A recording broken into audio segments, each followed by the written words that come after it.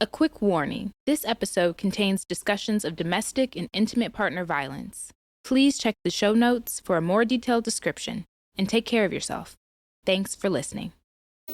Today, Governor Tony Evers directed the Department of Health Services to issue what he calls a safer at home order. Wisconsin Governor Tony Evers just made staying at home an official order. A lot of changes announced today as Wisconsin makes its safer at home order official. March 24th, 2020.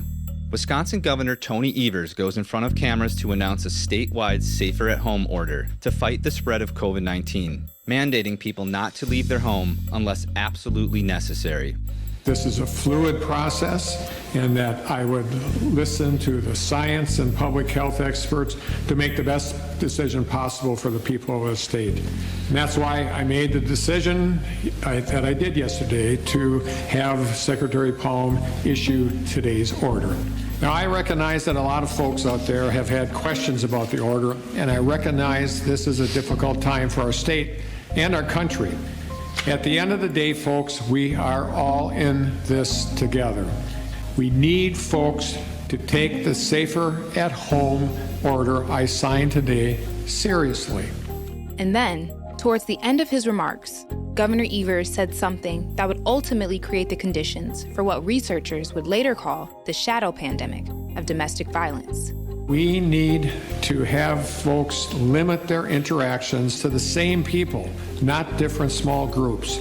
Shrinking your circle of interactions will help prevent the spread of COVID-19. This order, no matter how necessary, did come with side effects. For some, safer at home wasn't actually safe, as they were essentially chained to their abuser, connections to the outside world cut off. Even during the pandemic, it was like we knew people were trapped in houses. They weren't at touch points where we could make sure they were okay. They weren't in schools where a teacher may see them, different things like that. You didn't have anywhere to go. So nobody had the opportunity to even see you or to notice it, to say, hey, where'd you get that bruise from? If you're a survivor living with domestic violence, in the thick of COVID, where are you going to go? And shelters were still operating. I mean, they were around, but that was terrifying to many people. And this was before vaccines and before so many people were dying. COVID, obviously, it was people being stuck home together, right? The victim being unable to leave when things were getting heated.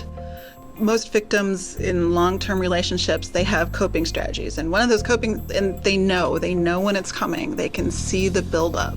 And so coping strategy is like to leave, right? I'm going to go stay at mom's house for a couple of days. Financial instability, isolation, and restricted access to vital services can lead to increased aggression at home and breed some of the worst conditions for domestic violence. What you have is a perfect storm of people who are isolated and stuck in neighborhoods and isolated from each other. A storm we're still reeling from today.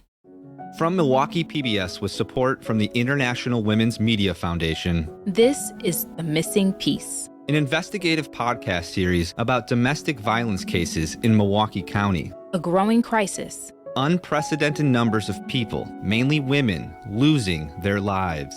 We're taking a deep dive on how we got here and what is being done to save lives and restore peace. We're your hosts, Alexandria Mack and Scotty Lee Myers. Episode 2, The COVID Effect. Everyone we spoke to for the series told us some version of the same thing. Everything changed with COVID, of course. I know that it's going to sound like a broken record, but I think COVID did something to ourselves physically, mentally, emotionally. COVID hit, changed the system, how this whole thing works day in and day out. COVID just exacerbated what was already there.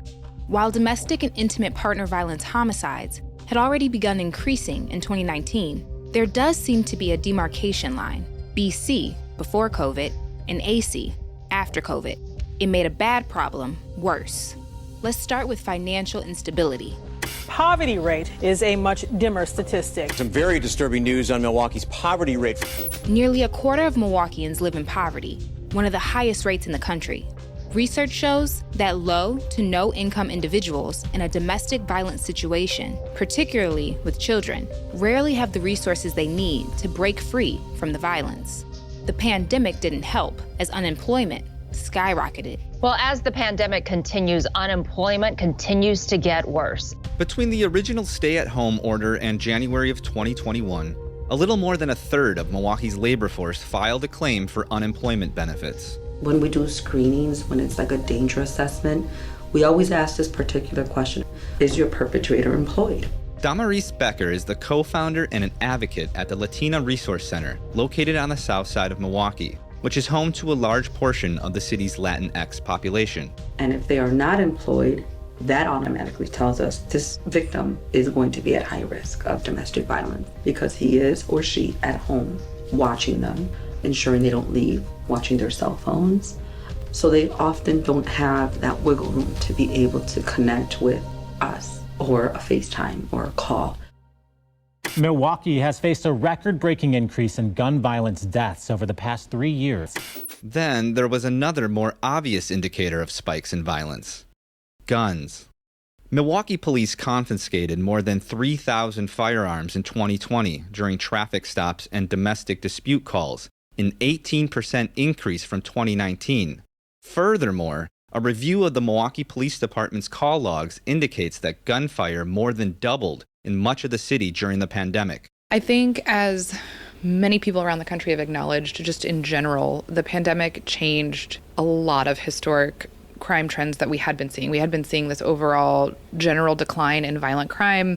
In Milwaukee, we had been seeing that as well. And then the pandemic happens. And I think people will, if they're being honest, we still don't fully understand why all kinds of homicides and non-fatal shootings rose, not just in Milwaukee, but in other cities. This is Ashley Lutheran, an investigative crime reporter at the Milwaukee Journal-Sentinel. We have ideas, right? People losing employment, people being under extraordinary stress, isolation, all of that. Those are all certainly contributing factors, but also, frankly, there's a rise in the purchase of firearms during the pandemic. We know that when you bring firearms into any situation, just the chance of lethality goes up because it is a deadly weapon. And so that's just another factor.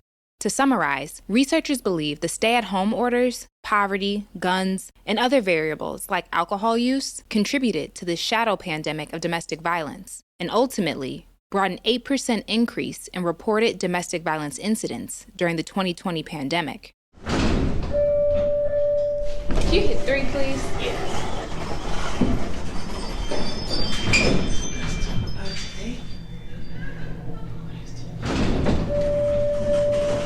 Good morning. You too. Okay.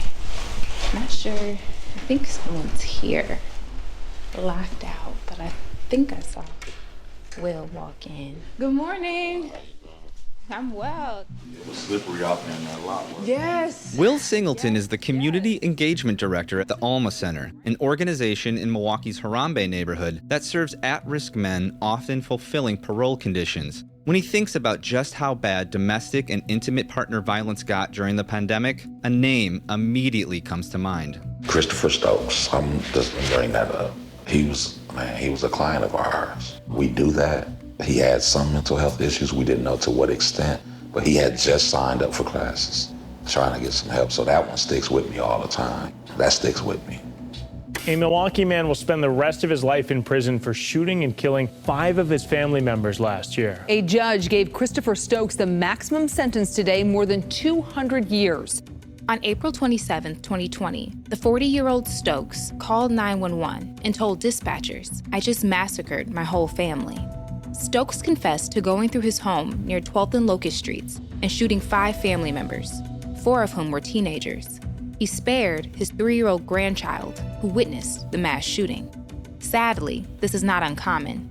Ashley Lutheran's analysis for the Milwaukee Journal-Sentinel found that a child was present in at least 43% of homicides related to domestic and intimate partner violence in Milwaukee County from 2016 to 2022. Stokes' attorney had asked for only 35 years in prison. He says that Stokes had sought out mental health treatment in early March 2020, but that his sessions had been changed to over the phone once the pandemic hit. According to his attorney, Stokes suffers from post-traumatic stress disorder after being set on fire as a child by one of his siblings. In early March, right before the COVID-19 pandemic, Stokes started attending a clinic for anger issues and hearing voices, but that was soon disrupted by social distancing. and counseling sessions pivoted to over the phone. His inconsolable family spoke to reporters after sentencing. Hate is a bad word, but we really do hate him for that.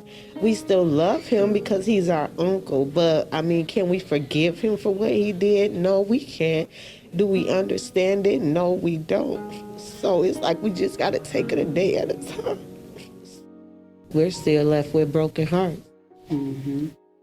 Broken hearts and a missing piece.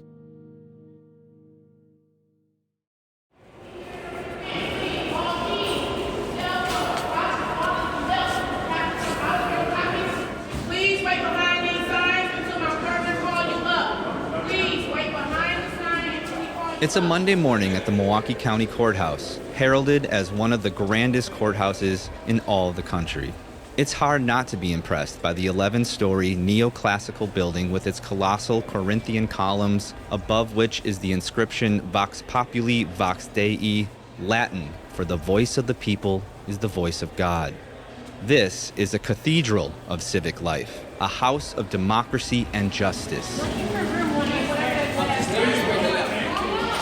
The interior lobby, with its vaulted ceilings, Italian marble, and ornamental globes, creates quite the backdrop for the wide display of humanity. Around 4,500 people come through the building on a typical day. Judges, clerks, court reporters, prosecutors, public defenders, witnesses, jury members, bailiffs, interpreters, and that's just the constellation of the court. Others are everyday employees, the notarizers and line cooks, shoe shiners, custodians of record, security officers. But mostly, the courthouse is buzzing with everyday residents of Milwaukee County, people here to sue, to marry, to evict, to face a jury of their peers, to file a restraining order. And how these things function inside the courthouse affects how things function on the outside. So you can imagine the disruption when the courthouse went largely silent in March of 2020, forced to shut down criminal case trials for several months. Slowly, just a handful of jury trial courtrooms reopened, and a system began to logjam. Welcome to our On the Issues Justice in the Time of COVID. Think about all of the government functions and then think about the justice system, everything from policing to prosecuting to publicly defending to judging. And the amount of face-to-face personal interaction that has to go on to do all of those elements. And I think it's easy to think about how arguably this function, more than any other, was heavily impacted by the pandemic. So we know that. That is a given. This is Rob Hankin, president of the Wisconsin Policy Forum, a statewide nonpartisan independent policy research organization. He's presenting data on how the pandemic upended the justice system in more ways than one. Increases in both offenses and case dismissals, decreases in arrests and charges, just to name a few. Yes. So as our former Chief Judge Mary Trigiano likes to say, the court system, the criminal justice system is an ecosystem. What affects one part affects the others. And you saw this during the pandemic. There was a huge backlog. This is Ashley Lutheran again. You have historic shortages in workforce. You're missing court reporters. You're missing prosecutors, public defenders, just like other industries. So these jury trials take a lot of time to actually get on the calendar, to actually get to fruition. And another finding, a substantial drop in the number of DV cases charged by a prosecutor. But also, we are seeing a rather precipitous decline in domestic violence charges, which is a significant portion of the caseload for the district attorney's office that district attorney's office officials believe is linked, certainly in part, to the more limited interactions with domestic violence victims and witnesses that has even continued after the pandemic has begun to subside. A lot of people we spoke to referenced how that the slowing down of the system broke down communications with people seeking justice, often deflating them in their pursuit. Finally, in terms of why are more cases being dismissed, well, it would stand to reason that if there are greater backlogs, if it takes longer for a case to make its way through the system, there will be a greater chance that witnesses cannot be located and/or that complainants will drop cases. It's possible that defense attorneys are suggesting to their clients more than they did in the past that they not plead guilty and let that case play out. You know, under COVID, everything broke down significantly, which means before COVID, a misdemeanor took about 3 months to prosecute. We had a speedy trial disposition. A felony would take about 6 months. A homicide would be maybe a year. Now, a misdemeanor might be taking 8 to 12 months. So the system has broken down significantly. And that's problematic because if violence goes unresponded to, it just blossoms, right? This is Carmen Petrie, the executive director of Sojourner Family Peace Center, Wisconsin's largest service provider for families dealing with domestic violence. The center's numbers dipped significantly as far as people reaching out for help during COVID. What Sojourner saw, was a really steep drop-off in people coming to them for help. And the DA's office has indicated that was a real struggle when they were getting referrals in for new charges. So there was sort of this missing piece of trying to help connect people. And so as a result, the DA's office charged a lot fewer misdemeanor domestic violence crimes. In fact, they charged so fewer crimes, DV-related crimes, that it actually impacted their overall charging rate. I've received Exhibits 1, 3, and 5. With that, the state may call its next witness. Thank you. The state calls Erica Patterson. This is audio from the 2022 trial of Darrell Brooks. Testifying is Brooks's ex-girlfriend, Erica Patterson. Do you solemnly swear that the testimony you're about to give shall be the truth, the whole truth, and nothing but the truth, so help you God? Yes. Thank you. Have a seat. Brooks was found guilty on 6 counts of first-degree intentional homicide and 61 counts of first-degree recklessly endangering safety, among other charges related to a 2021 attack where he sped his vehicle through a crowd of people during the annual Waukesha Christmas parade. Brooks had an extensive record across multiple states, stretching back as far as 1999, and domestic abuse accusations as recent as the day of the parade tragedy. Ms. Patterson, who's that in the picture? That's me. And that photograph was taken? The parade? November 21st? Yes. The night? Yes. And what injuries do we see in that photograph? That is my left eye that was swollen. Your left eye would have been the eye closest to the defendant, based on your description of where you and the defendant were sitting in the vehicle? Yes. And how did you sustain that injury? From him, Mr. Brooks, when he hit me. Ms. Patterson, did you consent in any way to being struck in the face? No. That's all I have for this witness. Brooks's trial caught national attention, mainly for his bizarre behavior in the courtroom, but also because of something that's been seen as a major oversight of the judicial system. At the time, he was out on bail for pending domestic violence charges against his ex-girlfriend and mother of his child. He'd been charged for running her over with his car. Because of his extensive record, a pretrial assessment found that he would be a high risk for bail release. Weeks before the parade, the district attorney's office recommended what they're now calling an inappropriately low bail, $1,000. Bringing into question, what happens when the system responsible for accountability misses the mark, and an oversight or a mistake becomes deadly? And what the clients will say is, well, he did this, nobody held him accountable. He might have got arrested. He didn't stay in jail. He was right back at my house, right? So the violence just expands in people's lives. It's now 2024, and some time has passed since those stay-at-home orders. Vaccines and boosters available to whoever's ready and willing. Schools, offices, and courtrooms back up and buzzing. But the effects of the shadow pandemic of domestic violence still loom. Record highs of DV homicides in 2022. And while there was a decrease in overall homicides in 2023, the ruling is still out on how many were rooted in domestic violence. In short, the other side of COVID still looks like more people needing services, more families needing justice. More families needing peace. If you or someone you know is going through a crisis or need help, call the National Domestic Violence Hotline at 800-799-7233. Resources specific to Milwaukee can be found in our show notes.